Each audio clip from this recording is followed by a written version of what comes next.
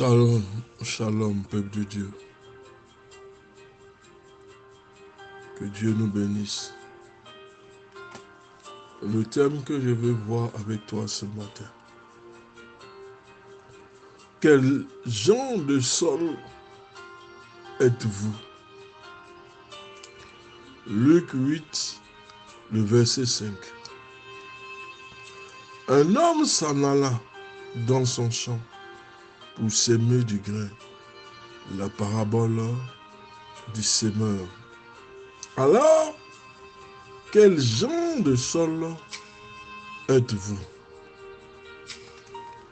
Les graines de la parole de Dieu sont toujours aptes à produire du fruit.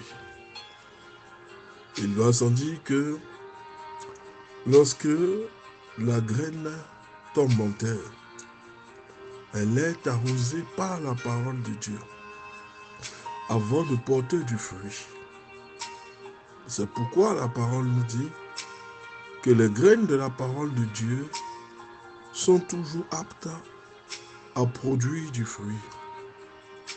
La seule variable dans l'équation concerne le sol dans lequel tombent ces graines.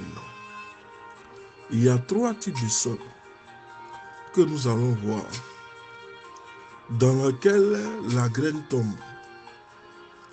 Et si cette graine alors est mal arrosée par la parole, elle ne produira pas de fruit. Il y a des cœurs qui vont retenir la parole. Alors ce sont des cœurs qui vont grandir. Mais il y a des cœurs qui vont rejeter la parole où le diable va étouffer ces cœurs-là. Donc, nous allons voir les 3 types de sols qui sont nos cœurs dans lesquels les graines vont être ensemencées. Le premier sol, c'est un sol pierreux.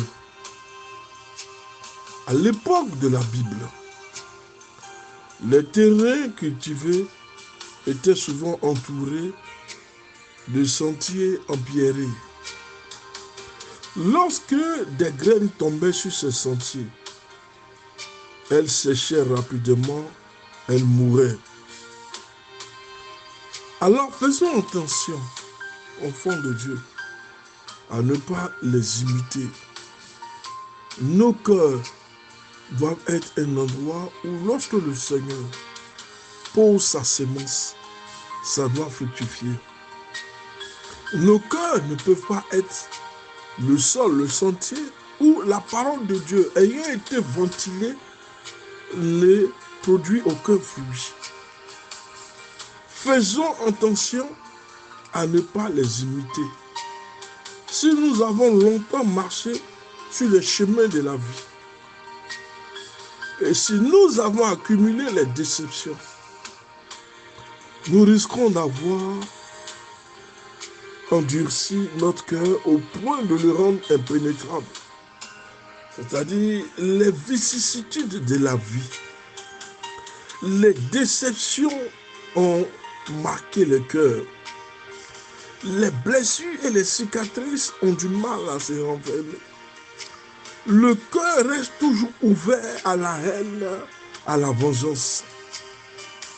Quel que soit l'enseignement qui sera donné, frère, tu ne pourras pas le capter parce que ton cœur est porté à la haine et à la vengeance. N'imitons pas. La première délivrance que nous devons faire, c'est la délivrance du cœur. Le cœur doit se débarrasser de tout ce qui est pierreux, tout ce qui empêche l'évangile de progresser.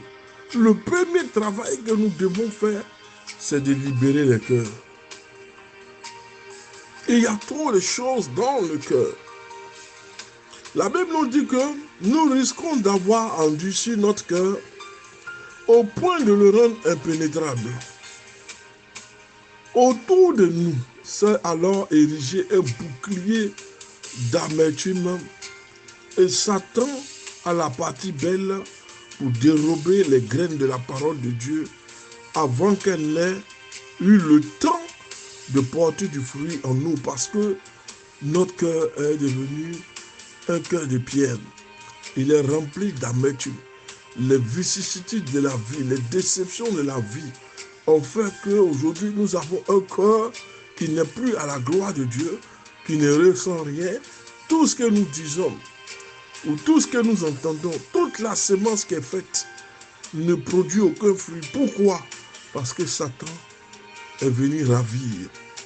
Vous avez laissé Satan ravir la parole de Dieu en vous. Vous avez laissé Satan bloquer la production. Vous avez laissé Satan empêcher les fruits de sortir parce que votre cœur est rempli d'amertume et de blessures, la haine et la vengeance. Mais laissez tout au Seigneur. Cherchez la délivrance du cœur parce que l'Éternel veut faire de notre cœur son siège. Mais si dans le cœur, il y a cette rapine, cette haine, cette amertume, cette idée irrésolue de faire la vengeance, la semence de Dieu sur la graine ne peut produire aucun fruit. Par la colère et la haine, vous laissez Satan ravir la bénédiction que l'Éternel a mis en vous. La prière nous aidera à nous prémunir contre ces dangers. Défrichons en vous un champ nouveau. Le moment est venu pour nous de nous tourner vers le Seigneur. Osée 10, le verset 12. L'heure est venue de nous défricher un cœur nouveau. Un cœur départi de haine et de colère. Un cœur ne permettant pas à Satan de rentrer et de voler nos fruits. La haine et la colère font rentrer Satan dans notre vie et donne l'opportunité à Satan de prendre ce qu'il doit prendre. Parce que nous n'avons pas encore circoncis le cœur. Nous sommes dans la présence de Dieu. Le Seigneur est en train de semer dans le sol qui représente ton cœur. Mais il n'y a aucun produit, il n'y a aucun fruit. Parce que ton cœur ne permet pas à la floraison et à l'évolution. Commence par défraîchir ton cœur, pour enlever, pour rafraîchir, pour défraîchir un cœur qui est rempli de haine, qui est rempli de colère. Commençons déjà par le défraîchir, par tout enlever, par détruire la haine et la colère qui est à l'intérieur. Osée 10, le verset 12. Le deuxième sol, ici c'est un deuxième cœur. Le premier cœur, c'est un cœur qui est tellement rempli de colère et de haine que Satan est venu prendre ce qui est à l'intérieur. Il est venu prendre la bénédiction. Commence, comme nous disions tout à l'heure, par changer de cœur. Commence à enlever tout ce qui n'est pas de Dieu dans ton cœur. Alors, la parole semée à l'intérieur commencera à germer et à produire du fruit. Le deuxième sol est un sol sans profondeur. À l'époque de Jésus, les terres cultivées n'étaient souvent qu'une mince couche de bonnes terres couvrant à peine les roches, dans laquelle les plantes avaient été positionnées, la parole avait été mise, mais le développement n'a pas suivi. Parce que ce sont des terres qui sont peu profondes. Ce sont des terres mélangées à de la pierre. Ce sont des terres qui ne peuvent produire des plantes en tant que telles. Ces plantes-là vont développer des racines. À peine les racines ont été développées que les plantes commencent à se faner. C'est pourquoi un auteur chrétien écrit: la superficialité est le danger de notre époque. Nous vivons dans un monde où les relations demeurent superficielles et sans lendemain, où les conversations tournent autour des sujets triviaux et où les moments de prière deviennent de plus en plus courte. Nous avons pris l'habitude de sauter d'une activité spirituelle dans une autre sans chercher la profondeur de la racine. Nous avons un cœur qui est pierreux et nous avons un deuxième cœur qui est plus profond. Des deux cœurs, rien n'en sortira. Parce que le cœur qui est pierreux, enfin qui est, on va dire qu'il fait une amalgame de superficialité, mais rien ne pourra en sortir. Parce qu'à peine la semence sortie, que l'arbre va sécher automatiquement. Il n'y aura aucun fruit, il y aura un début. Et c'est ce qui nous amène à constater que dans l'église, il y a des personnes qui commencent bien, mais qui finissent mal.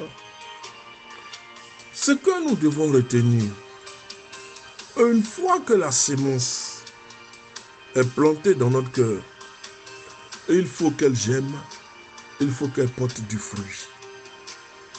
C'est ce que nous voulons enseigner et c'est ce que nous sommes en train de dire. La semence de la parole en toi doit produire des fruits. Si ces semences, si ces paroles ne germent pas et ne produisent pas de fruits, regarde l'état de ton cœur. Un cœur pierreux, un cœur sans profondeur, à peine la parole commence à germer, que la parole là est coupée au bas de sa racine, parce que la parole ne produit rien du tout. C'est pourquoi l'auteur nous dit qu'aujourd'hui, la superficialité est un danger. Tout est par intérêt. Rien ne s'est fait de façon désinvolte ou de façon, comment on dit ça, de façon désintéressée.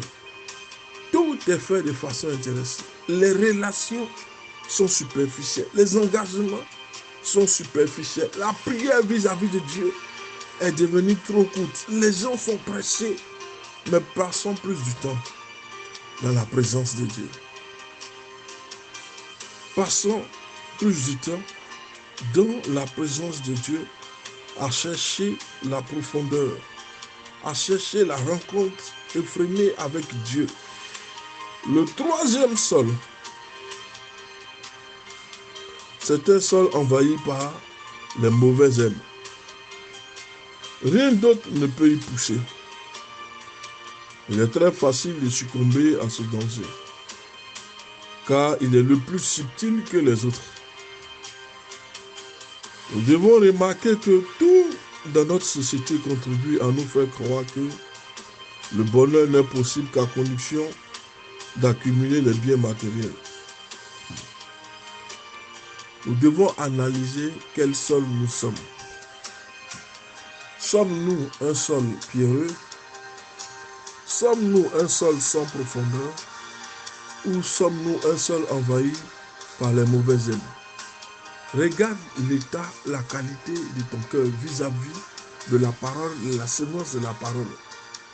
Est-ce que la graine qui a été semée en toi aujourd'hui a commencé à prendre forme, à germer, à produire du fruit? Ou as-tu un cœur